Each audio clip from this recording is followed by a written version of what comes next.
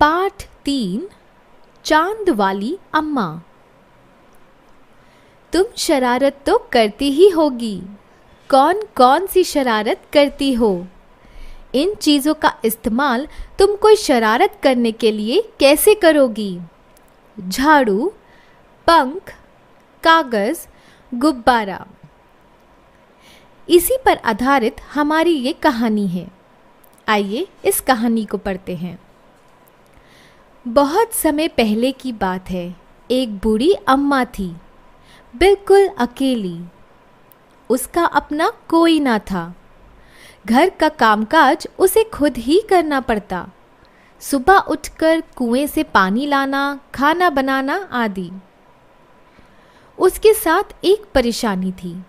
वह रोज सुबह उठकर जब घर में झाड़ू लगाती तब तक तो सब ठीक रहता, पर जैसे ही वह आंगन में जाती और झाड़ू लगाने के लिए झुकती तभी आसमान आकर उसकी कमर से टकराता। अम्मा उसे घूर कर देखती तो वह थोड़ा हट जाता। फिर वह जैसे ही दोबारा झुकती आसमान फिर अपनी हरकत दोहराता। 1 दिन, 2 दिन, 3 दिन लगातार यही क्रम चलता रहा। अम्मा झाड़ू लगाए और आसमान उसे तंग करे। एक दिन कुएं पर पानी भरने को लेकर अम्मा का किसी और से झगड़ा हो गया। अम्मा जरा गुस्से में थी। वह झाड़ू उठाकर आंगन में गई और जैसे ही झुकी आसमान ने अपनी आदत के अनुसार उसे फिर छेड़ा। अम्मा ने आओ देखा न ताओ और कस कर एक झाड़ू आसमान को दे मारी। आसमान झट हट गया, पर वह भी अपनी आदत से मजबूर था। दूसरी बार फिर अम्मा के झुकते ही टक्कर मारने लगा। अम्मा ने फिर पूरी ताकत से उस पर वार किया। आसमान को शरारत सूझी। इस बार उसने झाड़ू पकड़ ली। उधर अम्मा भी झाड़ू पकड़े थी।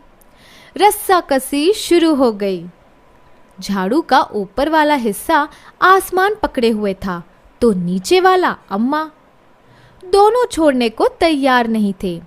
अम्मा चिल्लाई, छोड़ मेरा झाड़ू, मेरे पास एक यही झाड़ू है। तब भी आसमान ने नहीं छोड़ा। बूढ़ी अम्मा कब तक रस्साकसी करती, थक गई। आसमान ने झाड़ू खींचना नहीं छोड़ा। अब वह झाड़ू के साथ ऊपर उठने लगा। उसके साथ साथ झाड़ू पकड़े हुए अम्मा भी ऊपर जाने लगी। वह चिल्लाई, मुझे नीचे छोड़ दे। आसमान ने कहा, अम्मा अब मैं तुम्हें नहीं छोड़ूंगा, ले चलूंगा ऊपर, वहीं झाड़ू लगाना। अम्मा अब झाड़ू नहीं छोड़ सकती थी क्योंकि वह बहुत ऊपर पहुंच चुकी थी। तभी उसे वहां चांद दिख गया। झट अम्मा ने पैर बढ़ाया और चांद पर चढ़ गई, पर झाड़ू नहीं छोड़ी। आसमान को फिर शरारत सूझी। उसने सोचा, अम्मा तो चांद पर चढ़ गई है, यदि चांद उसकी मदद करेगा तो मैं हार जाऊंगा, इसे यहीं रहने दूं। ऐसा सोचकर उसने झाड़ू छोड़ दिया। अम्मा झाड़ू सहित चांद पर रह गई। वह इतनी थक गई थी कि झाड़ू पकड़े पकड़े ही चांद पर बैठ गई। आसमान ऊपर चला गया। उस दिन से आज तक बूढ़ी अम्मा झाड़ू पकड़े चांद पर बैठी है। यह कहानी तारा निगम जी ने लिखी है।